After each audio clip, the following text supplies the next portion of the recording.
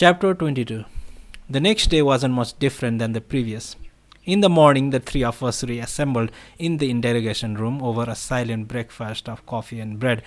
Then Bookish loaned me an electric razor, which was not exactly sharp. Since I hadn't planned ahead and brought my toothbrush, I gargled as best as I could. Then the questioning started. Stupid, petty legal torture.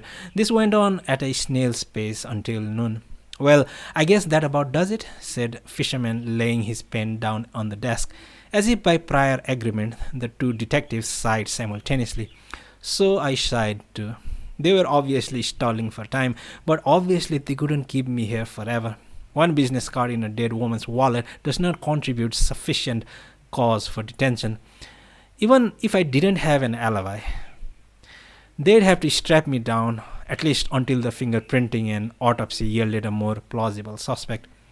Well, said Fisherman, pounding the small of his back as he stretched. About time for lunch? As you seem to have finished your questions, I'll be going home, I told them. I'm afraid that's not possible, Fisherman said with fake hesitation. And why not? I asked. We need to have you sign the statement you made. I'll sign. But first, read over the document to verify that the contents are accurate, word by word. It's extremely important, what you're signing your name into. So I read the 40-odd sheets of official police transcriptions. 200 years from now, I couldn't help but think they might be of some value in reconstructing our era. Pathologically detailed, faultlessly accurate, a real boon to research.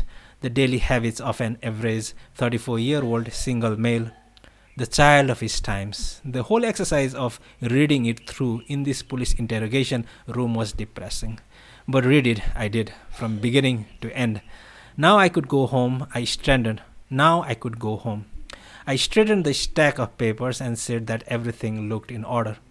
Playing with his pen, Fisherman glanced over at Bookish. Bookish pulled a single cigarette from his box of Hope regulars on top of the radiator, lit up, and grimaced into the smoke. I had an awful feeling. It's not that simple, Bookish spoke in that slow, professional tone reserved for elucidating matters to the unordained. You see, the statement's got to be in your own hand. In my own hand? Yes, you have to copy everything over in your own handwriting. Otherwise, it's not legally valid. I looked at the stack of pages. I didn't have the strength to be angry. I wanted to be angry. I wanted to fly into a rage. I wanted to pound on the desk and scream, "You jerks have no right to do this!" I wanted to stand up and walk out of there. And strictly speaking, I knew they had no right to stop me. Yes, but I was too tired to say a word, too tired to protest. If I wasn't going to protest, I'd better be off doing what I was told, faster and easier. I'm wimping out, I confessed to myself. I'm worn out and I'm wimping out. Used to be they'd have to tie me down, but then again, there's junk food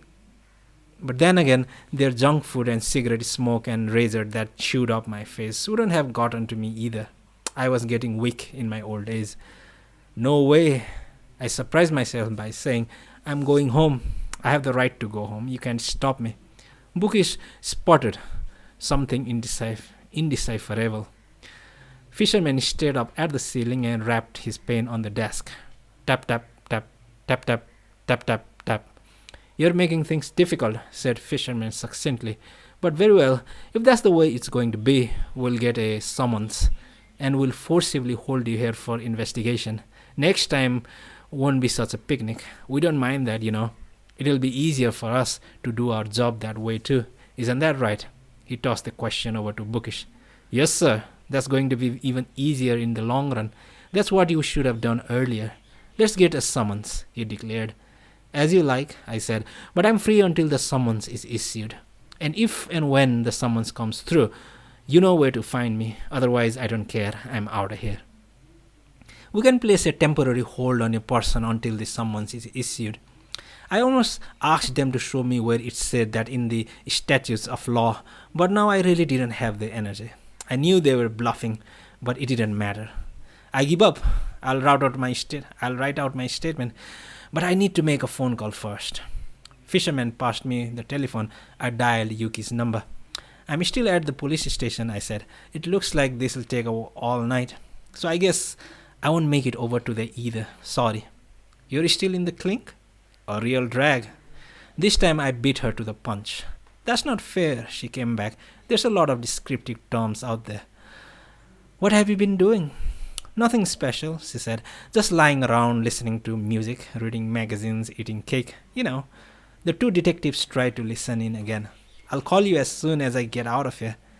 If you get out of there, said Yuki flatly. Well, okay then, lunchtime, announced Fisherman, soon as I hung up. Lunch was soba, cold buckwheat noodles, overcooked and falling apart, hospital food, practically a liquid diet. An aura of incurable illness hovered over it. Still, the two of them wolfed the stuff down, and I followed suit. To wash down the starch, Bookish brought in more of his famous lukewarm tea. The afternoon passed as slowly as a silted up river. The ticking of the clock was the only sound in the room. The telephone rang in the next room. I did nothing but write and write and write. Meanwhile, the two detectives took turns resting. Sometimes they'd go out into the corridor and whisper. I kept the pen moving. At 6:15, I decided to make dinner, first taking the yam cake out of the refrigerator. By evening, I'd copied 220 pages. Wielding a pen for hours on end is hard work. Definitely not recommended. Your wrist starts to go limp, you get scribe's elbow, the middle finger of your hand begins to throb, drift off in your thoughts for a second, and you get the word wrong. Then you have to draw a line through it and thumbprint your mistake. It could drive a person batty. It was driving me batty. For dinner, we had generic takeout food again. I hardly ate. The tea was still sloshing around in my gut. I felt woozy, lost the sense of who I was. I went to the toilet and looked in the mirror. I could barely recognize myself. Any findings yet? I asked Fisherman. Fingerprints or traces or autopsy results? Not yet, he said. These things take time. I kept at it until 10. I had 5 more pages to go, but I'd reached my limit. I couldn't write another word, and I told them so. Fisherman conducted me to the tank, and I dozed right off. In the morning, it was the same electric razor, coffee, and bread. The 5 pages took 2 hours. Then I signed and thumbprinted each sheet. Then Bookish checked the whole lot. Am I free to go now? I asked hopefully. If you answer a few more questions, yes, you can go, asked Bookish. I heaved a sigh. Then you're going to have me do more paperwork, right? Of course, answered Bookish. This is official, Dom. Paperwork is everything. Without the paper and your prints, it doesn't exist. I pressed my fingers into my temples. It felt as if some loose object were lodged inside, as if something had found its way into my head and ballooned up to where it was impossible to remove. This won't take too long. Be over before you know it. More mindless answers to more mindless questions. Then Fisherman called Bookish out into the corridor. The two stood whispering for I don't know how long. I leaned back in my chair and studied the patterns of mildew on the ceiling. The blackened patches could have been photographs of pubic hair on dead bodies, spreading down along the cracks in the wall like a connect the dots picture. Mildew, cultured in the body odor of the poor fools ground down in this room the last several decades. From a systematic effort to determine a person's beliefs, dignity, and the sense of right and wrong. From the psychological coercion that fed on human insecurity and left no visible scars. Were far removed from the sunlight and stuffed with bad food. You sweat uncontrollably. Mildew. I placed both hands on the desk and closed my eyes, thinking of the snow falling in Sapporo, the Dolphin Hotel, and my receptionist friend with glasses. How was she getting along? Standing behind the counter, flashing that professional smile of hers. I wanted to call her up this very second, tell her some stupid joke, but I didn't know her name. I didn't even know her name. She sure was cute, especially when she was working hard. Imbued with that indefinable hotel spirit, she loved her work, not me. I never once enjoyed mine.